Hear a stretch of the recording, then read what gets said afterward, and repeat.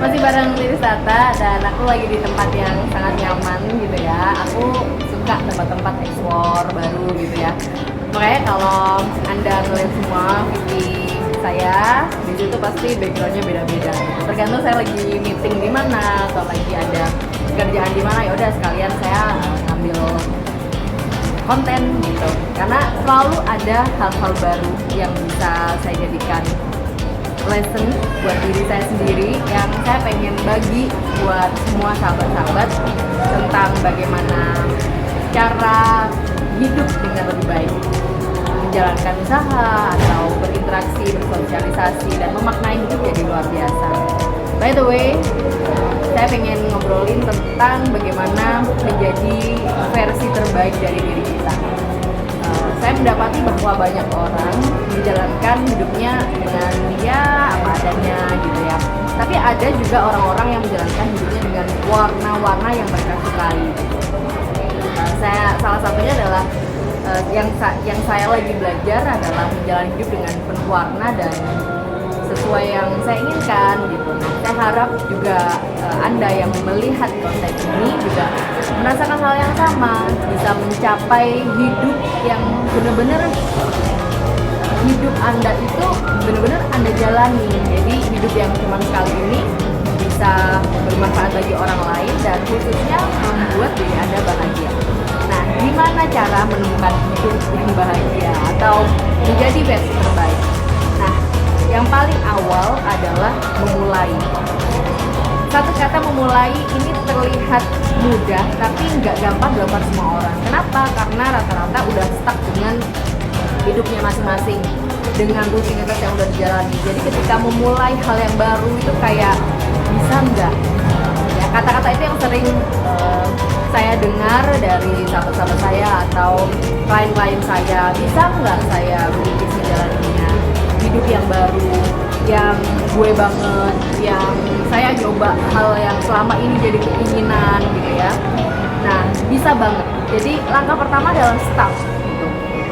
Saya nggak ingin ya semua sahabat-sahabat yang sedang menonton konten ini tuh langsung berubah drastis dan itu menjadi sesuatu yang membuat berantakan semua hal gitu ya. Karena nggak selalu yang kita jalani sebagai rutinitas itu juga hal yang buruk, itu sangat bagus. Tapi yang saya maksud adalah membuat yang udah kita jalani ini bermakna gitu ya. Caranya adalah ya memulai makna baru. Nah, ketika kita membuat decision, keputusan ada hal yang perlu dimulai, hal yang baru, berarti artinya kita menghilangkan hal lama yang kita kurang sukai. Yang pertama itu. Kemudian yang kedua, temukan versi terbaik diri kita tuh kayak apa. Apakah kita seseorang yang menyukai untuk bertemu dengan orang lain? Apakah kita adalah seseorang yang mampu handal memimpin sebuah tim? Apakah kita seseorang yang menyelesaikan semua proyek dengan tepat? Apakah kita seseorang yang baik, yang mengayomi atau mencintai keluarga gitu ya? Apakah kita seseorang yang justru misalnya antisosial, kita lebih menyukai diri kita sendiri ya? Apapun versi diri kita yang terbaik kita temukan. Aku tuh sukanya kalau ini ya, happy-nya ketika melakukan ini, tulis, semuanya ditulis. Bila Anda sudah mengetahui apa versi terbaik Anda, sudah mampu memutuskan untuk memulai, berikutnya adalah berasumsi.